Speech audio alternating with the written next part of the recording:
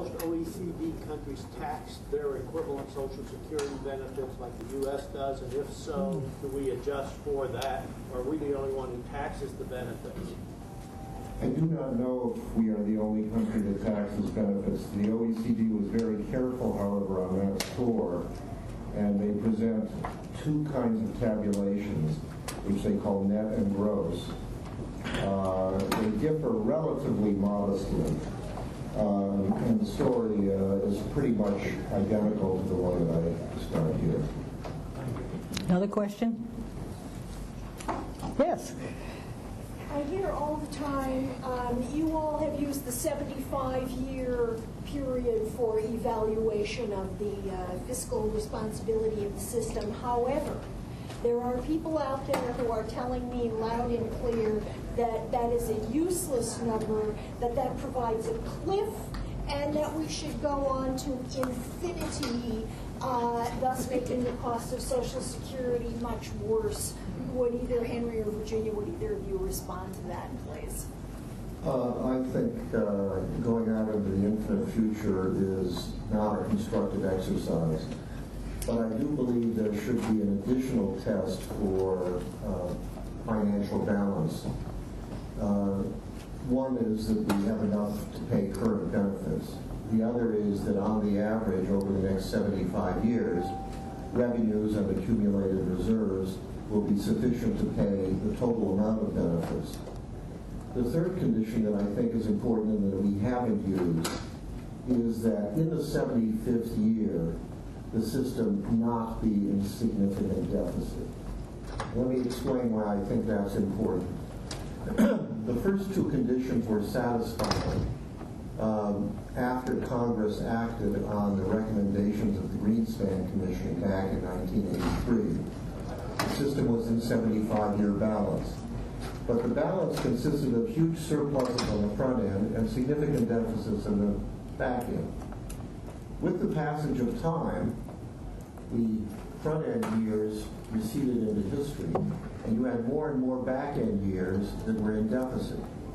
So although nothing really materially changed from the assumptions that had been used in the Greenspan projections, yes, there were some changes in data and methods, but not first order.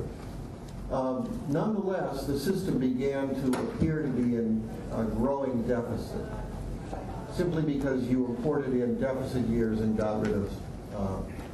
It's really important, I think, for political reasons and for substantive pension planning reasons, that people be able to look at the system and not find that next year a problem they thought they'd solved has reemerged.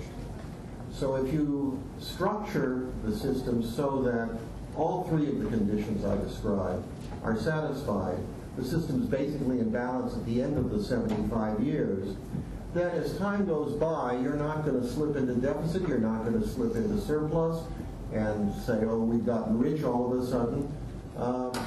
You have built a kind of stability into planning that I think is really important.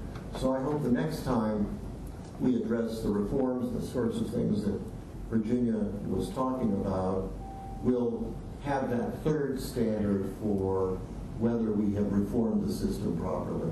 Virginia. Now, that doesn't give you an infinite horizon picture. You're not attempting to say what things are like when the sun cools, which seems to be rather a desperate enterprise. But you have dealt with something that is within the 75-year planning horizon that's relevant to the political life of the system. Virginia. I would just agree with Henry that that the infinite horizon is a remarkable concept for human beings to plan. But it makes the numbers look pretty bad. Excuse me. Back here. I'm delighted that we're having a discussion on it's the healthcare spending, stupid, to turn a phrase, and not to make it so easy to go into entitlements and chip away at the stone. But I think the larger question that has been broached here today is how do we get to the real debate of it's really healthcare spending, and don't make it such an easy pass to go after entitlements. how do we approach that in this larger debate that we see coming up into healthcare policy reform and healthcare spending reform and Medicare and Medicaid, two of our important programs that keep older Americans and disabled Americans going? It's a number of things that we are looking at. And I have to tell you, I am passionate about Social Security. But I would be more than willing to address the Social Security long-term problems if we could do it as Social Security without putting it into the health care system. Look at, why were the banks robbed? That's where the money is. Why do they want to have Social Security put in there? Because that's where the money is. The only program with a surplus. There's talk of using commissions that may come out of this fiscal summit next week, and commissions would be made up of Democrats and Republicans historically being against raising taxes or these programs. What do you think of the idea of commissions to attack these issues? Well, if you're talking about the proposals that Senator Judd Gregg and Senator Conrad have put forth in the last session, and certainly talk about this session, I don't like the idea.